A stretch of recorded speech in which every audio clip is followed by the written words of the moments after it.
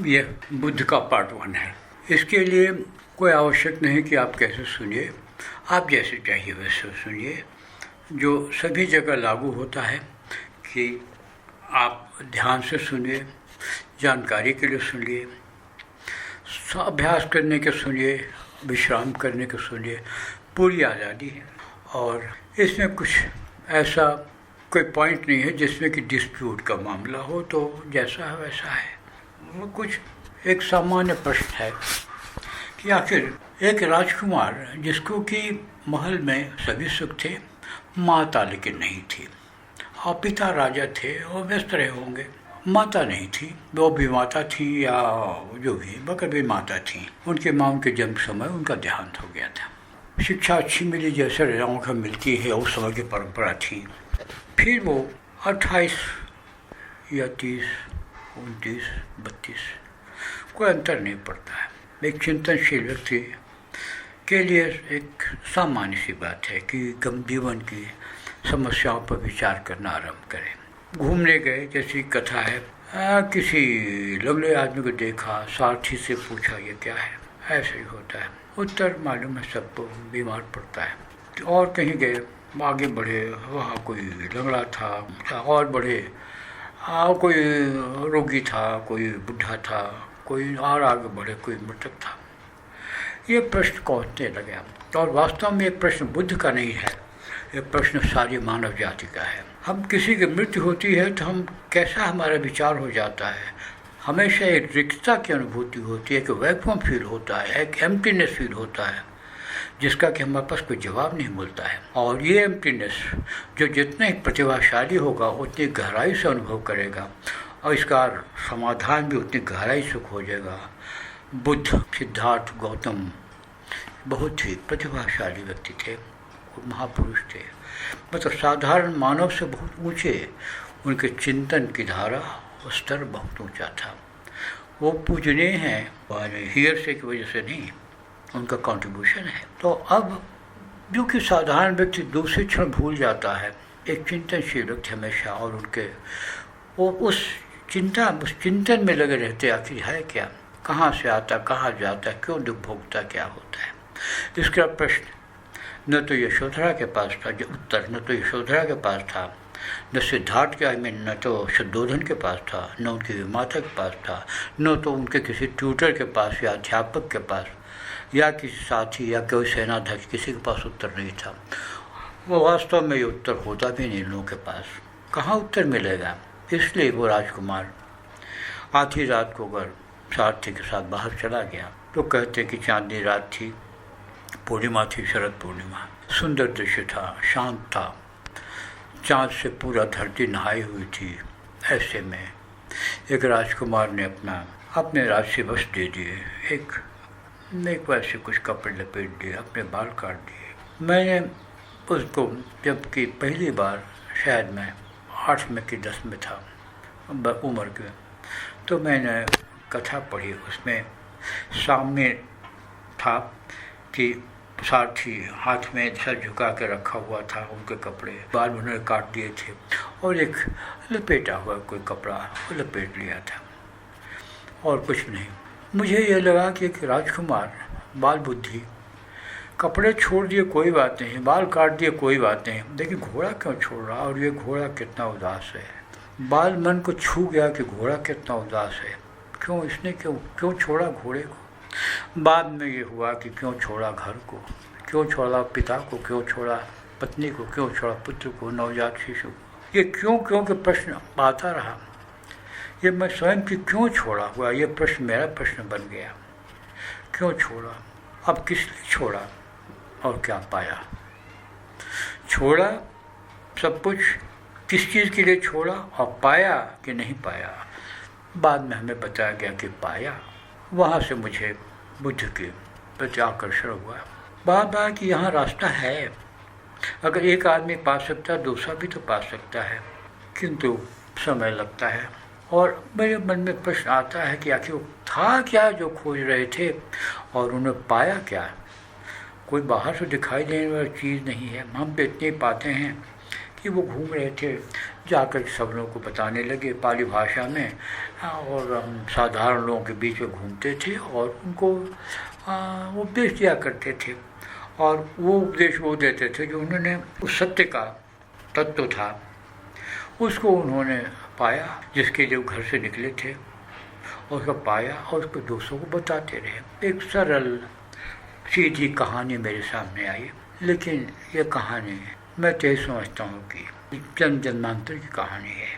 हम सभी लोग किन भी अवस्थाओं में कुछ न कुछ ढूंढते हैं। वो क्या ढूंढते हैं? कभी तो हम पूरे नहीं हो पाते, कभी सुखी नहीं होते। क्यों? क्योंकि जो ढूंढते वो पाते नहीं, और जो पाते हैं वो तो हमारे मन को भाता नहीं है। अगर भाता तो हम वही रह जाते ना। पैसा चाहते, पैसा पाने के बाद से क्या शांति मिलती है? क्या क्या है पैसा?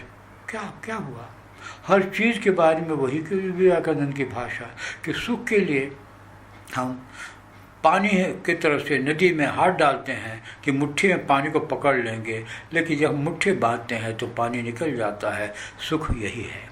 अब ये तो आखिर कौन चीज़ को हम मुट्ठी में पकड़े रहना चाहते हैं?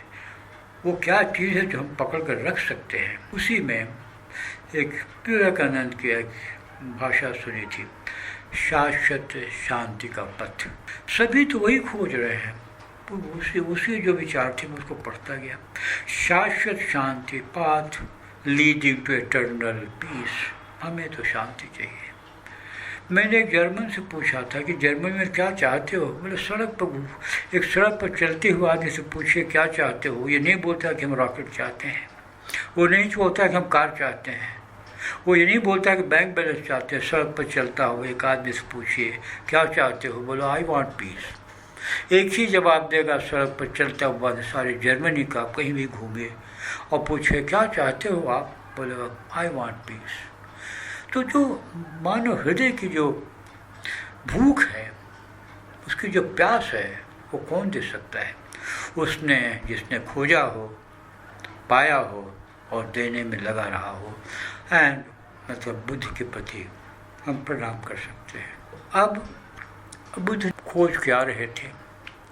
लोगों ने बोला कि वो अमरता के लिए गए। मेरे दोस्तों ने बताया कुछ जो सीनियर थे, उन्होंने अमरता के लिए, अमर होने का रास्ता खोजने गए तो उन्होंने रास्ता पा लिया। लेकिन ऐसे कई कहानियाँ सुनी। लेकिन जब मुझे अपने से सोचने का मौका मिला तो ये कि शांति भी क्यों, कोई भी वर्च्यू, कोई भी जीवन में कोई भी मूल्य, आखिर उसका अर्थ क्या है, उसका लक्ष्य क्या है? क्या शांति ही लक्ष्य है जीवन का?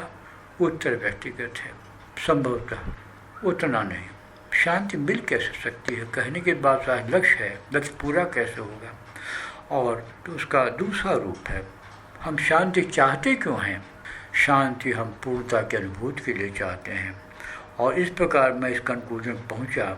नम्रतापूर्वक मेरा निवेदन है सुनने वाले सो की पूर्णता की प्राप्ति, पूर्णता की अनुभूति के लिए बुद्ध सब कुछ, जितना कुछ अपूर्ण था सब कुछ छोड़ करके पूर्णता की ओर चले। उन्होंने पूर्णता की अनुभूति की, पूर्णता क्या होती है पाया और हमको बताते हैं।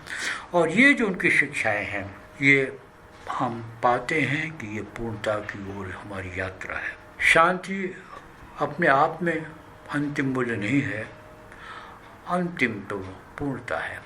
जहाँ शांति भी है, सब कुछ है, पूर्णता एक inner perfection. How to attain that inner perfection, that is how I would like to follow Buddha's teachings. इस कंटेक्स्ट में मैंने बुद्ध को कि पूर्णता की ओर क्या है।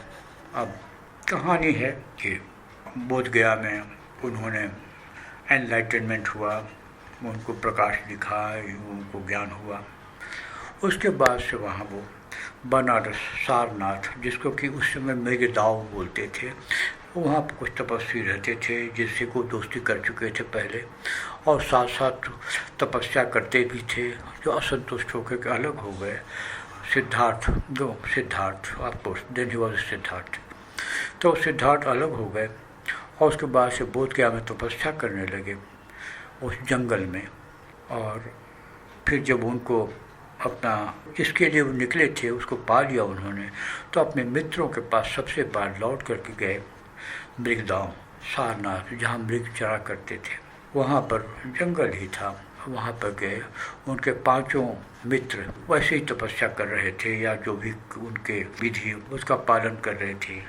और वहाँ जाके पहली बार उन्होंने 5 मित्रों को जो सार था उनके प्रोसेस का या जो रियलाइजेशन का रास्ता था, उसके रास्ते का जो सूक्ष्म में सार था, सूक्ष्म रूप में संक्षेप में उन्होंने वहाँ पर खड़े होकर के उपदेश दिया था, समझ उन लोगों को 5 को बताया था।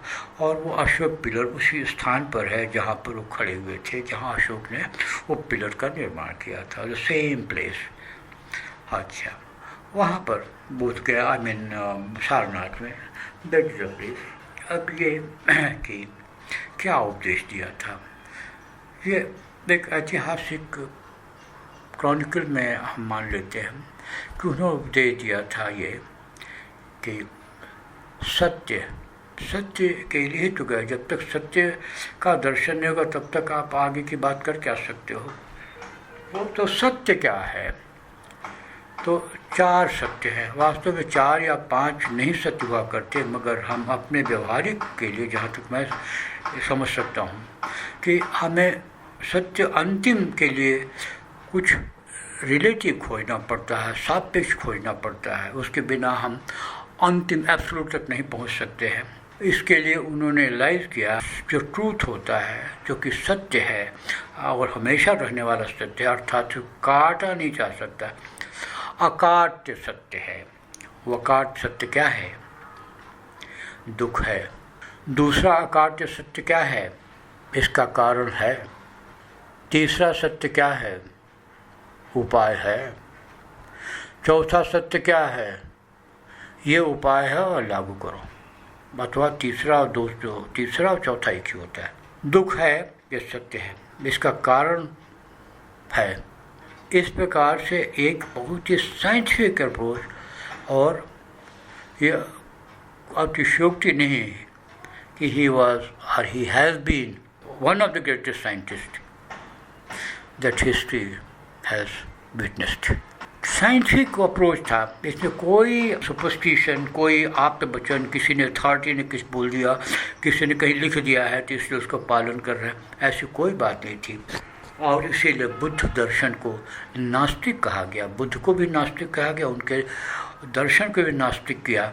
नास्तिक का अर्थ यानी जो सत्य को नहीं मानता या सर्वशक्तिमान वटवर गॉड को नहीं मानता। गॉड शब्द तो समझ नहीं आते हमको, कि जो वेदों की अथॉरिटी की नहीं मानता, जो वेद ने कहा वही है और कुछ नहीं है, ऐसा बात बुद्ध नहीं मानते थे। क्योंकि कोई भी पुस्तक, कोई भी व्यक्ति पूर्णतः एब्सोल्युटली ट्रू नहीं हो सकता। एब्सोल्युटली ऐसा नहीं हो सकता कि उसकी बात को हम माने ही बिना सोचे समझे। हमको पूरा अधिकार है कि हम एग्जामिन करें कोई भी बात हो तो। और बुद्ध एक बहुत ही मतलब साहस की जो पराकाष्ठा है उस राजकुमार में थी, व्यवहारिक रूप से, और जब एनलाइटमेंट हुआ तब सभी प्रकार से। तो ये कि जैसे कि वैज्ञानिक प्रश्न पूछने के लिए साहस की आवश्यकता है, और बुद्ध ने दिखा दिया कि हमें किसी की ज़रूरत नहीं है, हम अपने से सत्य का पता लगाते हैं। और ये सत्य ये है क्या?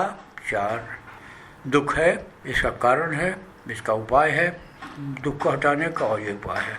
ये उन्होंने ये साइंटिफिक, और यहीं से एक भारतीय मनोविज्ञान का साइंटिफिक युग आरंभ होता है।